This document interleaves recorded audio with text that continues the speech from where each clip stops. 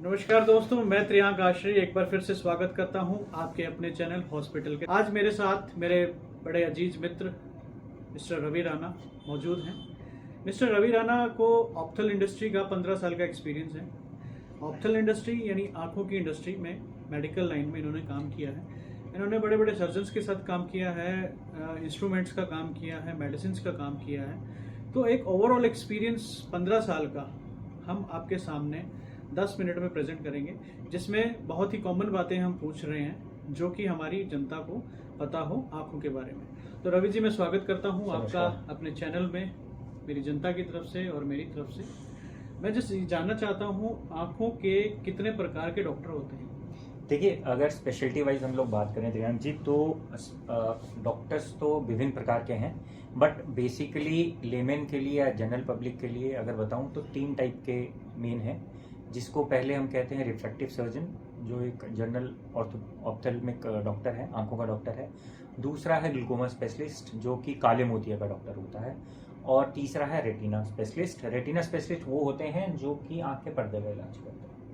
Okay, सो हम अगर बात करते हैं एक इंसान की जर्नी की, स्टार्ट करते हैं बच्चों से। तो आज के टाइम में बच्चों में कॉमन बीमारी जो आंखों में फैल रही है, वो किस तरह की बीमारियां हैं जो बच्चों में फैल रही हैं?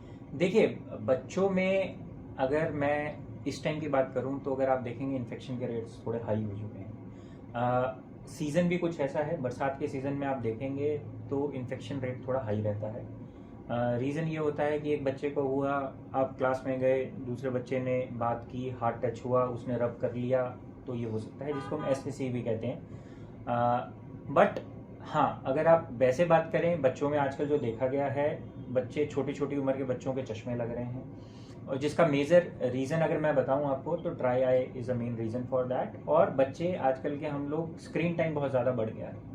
अगर एक बच्चे का स्क्रीन टाइम की बात करूं तो एवरेज 5 से 6 घंटे एक बच्चा एक स्क्रीन देख रहा है, चाहे वो लैपटॉप की है, चाहे वो टैब की है, चाहे फ़ोन की है, चाहे टीवी की है, जिसकी है, चाहे वो टैब की है, चाहे फ़ोन की है, चाहे टीवी की है, जिसकी वजह से आजकल के बच्चों में अगर आप देखेंगे तो चश्मा लगने की जो पहले रेशो होती थी और अब देखेंगे तो बहुत ज़्यादा बढ़ चुकी है। इसी वजह से आजकल के तो रवि जी, क्या बच्चों के लिए बच्चों के डॉक्टर अलग होते हैं?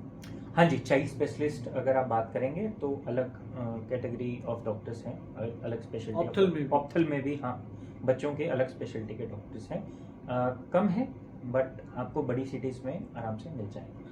सो बच्चों को अगर कोई भी इन्फेक्शन, एलर्जी होती है तो हमें पीडियाट्रिक ऑप्थेल्मिक डॉक्टर के पास जाना चाहिए, आप ये कह रहे हैं? हाँ, देखिए, ऐसा होता है कि बहुत छोटा बच्चा है, जैसे पैदा होते बच्चों के कईयों में दिक्कत आती है। सो मेरी सजेशन के हिसाब से आप सबसे पहले पीड्स ऑप्थेल्मोलॉजिस्ट के पास जाइए। जनरल जैसे खारिश हो रही है, चश्मे का नंबर है, वो कोई भी डॉक्टर जो आपका नियर बाय है वो ट्रीट कर सकता है।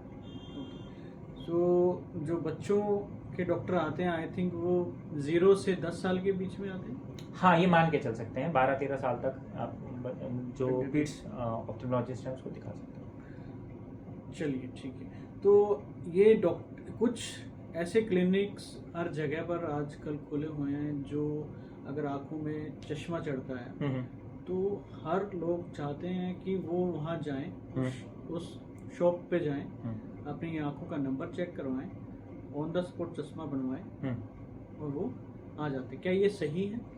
देखिए त्रियांक जी, बात करूं कि आपके पास अगर एसेसिबिलिटी है, मतलब अगर आपके पास में ऑप्थल का डॉक्टर है, तो मेरा सजेशन जनता के लिए यही रहेगा कि आप ऑप्थल के डॉक्टर के पास जाइए, आंखों के डॉक्टर के पास, और वहाँ से ट्रीटमेंट लीजिए। देखिए, ऑप्टोमेट्रिस्ट भी क्वालिफाइड होते हैं, नो डाउट ऑन दैट, कोई मतलब उसमें डाउट नहीं है। बट होता क्या है कि आपको चश्मे का नंबर क्यों लग रहा है, इसके भी कुछ रीजंस हो सकते हैं। सो अगर आप ऑप्थल के डॉक्टर के पास, आंखों के डॉक्टर के पास जाएंगे तो वो आपकी आंखें डायलेट करके अंदर आपका पर्दा भी चेक करते हैं साथ में।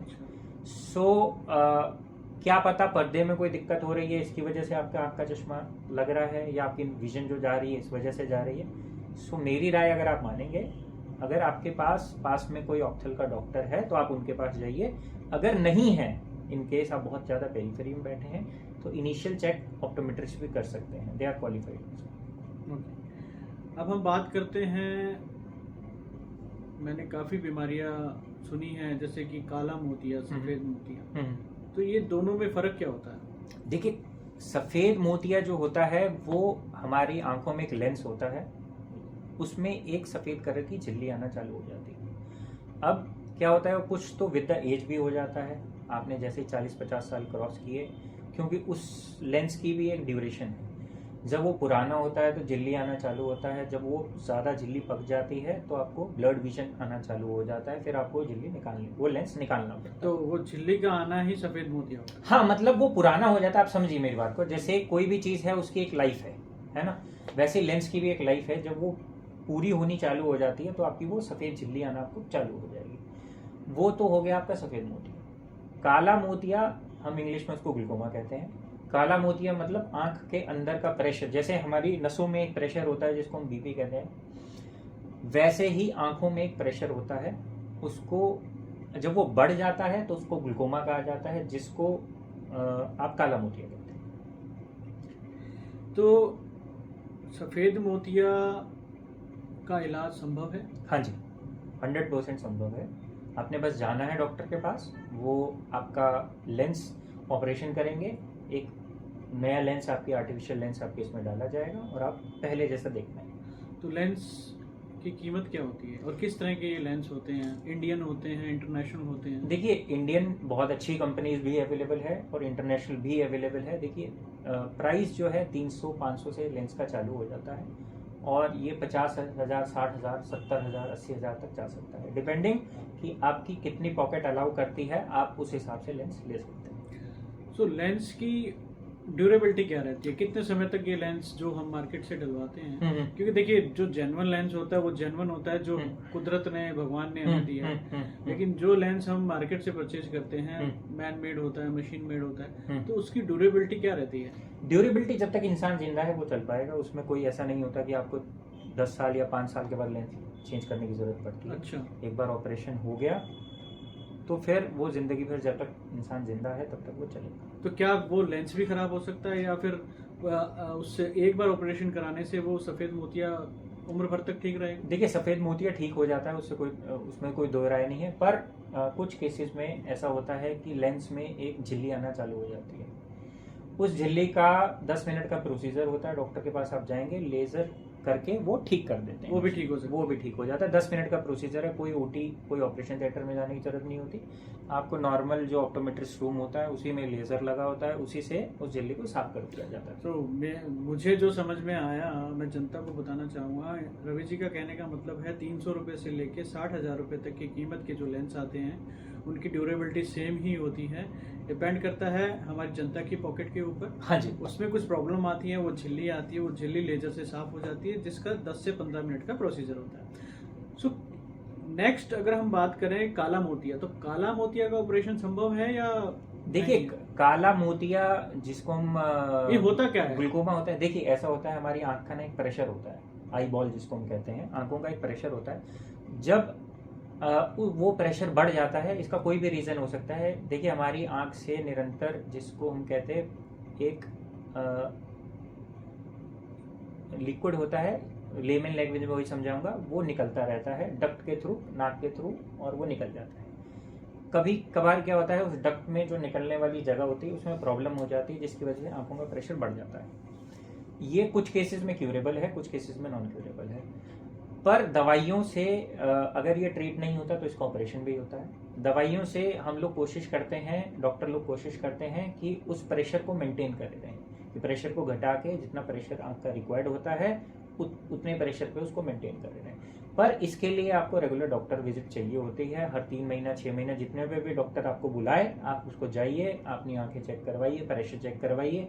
अगर प्रेशर डॉक्टर को लगता है कि हाई जा रहा है तो वो उसको अपनी दवाइयाँ चेंज करेगा। अगर उसको लगता है दवाइयों से ठीक नहीं हो रहा तो शायद ऑपरेशन के लिए भी आपको ऑप्शन दिया जा सकता है। इंडिकेशन जो आपने बताया, जो ये लिक्विड है वो निकलना स्टार्ट होता है, तो मीन्स आँखों में अगर कोई भी प्रॉब्लम होती है, कोई भी इन्फेक्शन होता है, मैं जनता को यही कहना चाहूँगा कि उसको सीरियसली लें, उसको डॉक्टर्स के पास जाएं, चेक करवाएं, वो रीज़न आने वाले टाइम में इतना बड़ा हो सकता है कि वो सफ़ेद मोतिया, काला मोतिया, इन्फेक्शन या किसी भी रूप में कन्वर्ट हो सकता है। चाहूँगा कि हम कोई डॉक्टर नहीं है, रवि जी को हेल्थ इंडस्ट्री में एक्सपीरियंस है, वो बहुत सारे डॉक्टरों से मिलते हैं, पूरे हिंदुस्तान में उन्होंने घूम घूम के डॉक्टरों से मिले हैं और अपने प्रोडक्ट्स को एक्सप्लेन किया है।